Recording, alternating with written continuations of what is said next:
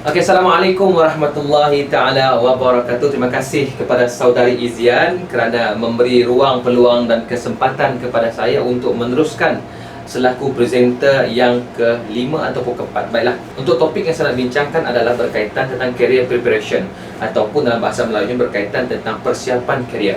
Bagi memenuhi keperluan prasarana pelajar TVET ini, ada beberapa program yang perlu diambil kira ataupun perlu dititik beratkan. Apa yang harus dilakukan adalah pelajar TVET ini dihantar ke real setting dan real prospek yang mereka ambil supaya mereka boleh belajar lebih dan memahami apa yang mereka sedang pelajari. Itu yang pertama. Yang kedua adalah melanjutkan tempoh latihan. Kebiasaannya kita dengar 3 bulan. So kalau kita lanjutkan kepada minimal ataupun minimanya kepada 1 tahun, so kita boleh melahirkan generasi yang lebih berkemahiran tinggi dalam bidang yang mereka ceburi. Walau bagaimanapun, masih terdapat segelintir nasib pelajar-pelajar TVET ini diambil acuh tak acuh oleh jabatan, organisasi dan mereka yang mengambil pelajar ini sebagai internship. Mereka diberi peluang untuk bekerja tetapi tidak mengikut justifikasi apa bidang yang mereka ceburi. Saya ambil contoh, seorang pelajar mengambil jurusan bahagian jentera. Bahagian jentera. Jadi apabila pelajar itu pergi ke real setting, melibatkan diri dalam bidang jentera, masalahnya bila internship beliau tidak ditugaskan untuk mengendali jentera. Sebaliknya beliau diberi tugas untuk pengurusan stok, beliau diberi tugas untuk filing, beliau diberi tugas yang tidak berkaitan terus dengan apa yang beliau ambil semasa beliau belajar. Itu yang kedua. Baiklah, yang ketiga, melalui program mentor dan mentee, pelajar kita dedahkan kepada beberapa aktiviti-aktiviti. Contohnya, pelajar dihantar pergi ke seminar, pelajar dihantar pergi ke bengkel, pelajar dihantar pergi untuk memperbanyakkan lagi ilmu-ilmu kemahiran. Daripada sini, pelajar boleh mengambil ilmu lebih daripada mentor ataupun mereka tenaga pengajar yang menjadikan mereka sebagai mentee. So daripada sinilah mereka akan mengambil sedikit ilmu, input supaya mereka lebih faham apa elemen-elemen pembelajaran yang mereka telah belajar dan diadaptasikan dalam real setting yang mereka ambil. Tambahan juga, setiap daripada pelajar-pelajar ini kena faham situasi sekarang ini sangat mendesak.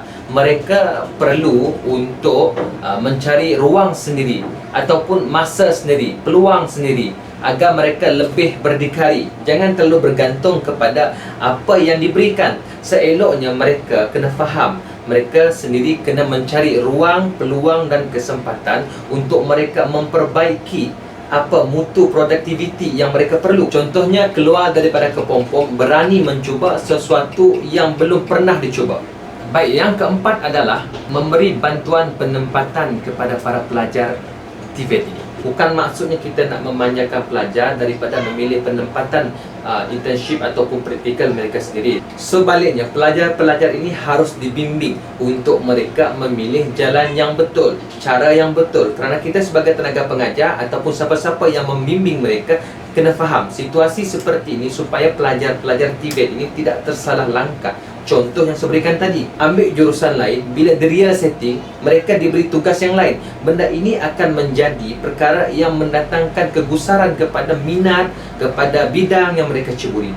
Daripada ikhtiar yang kita lakukan ini, insya-Allah saya yakin pelajar-pelajar mampu untuk memilih kerjaya yang tepat pada diri mereka dan juga minat yang betul pada kemampuan diri mereka. Dan langkah yang terakhir saya nak kongsikan adalah seharusnya kita memantapkan pengalaman, pengajaran dan pembelajaran.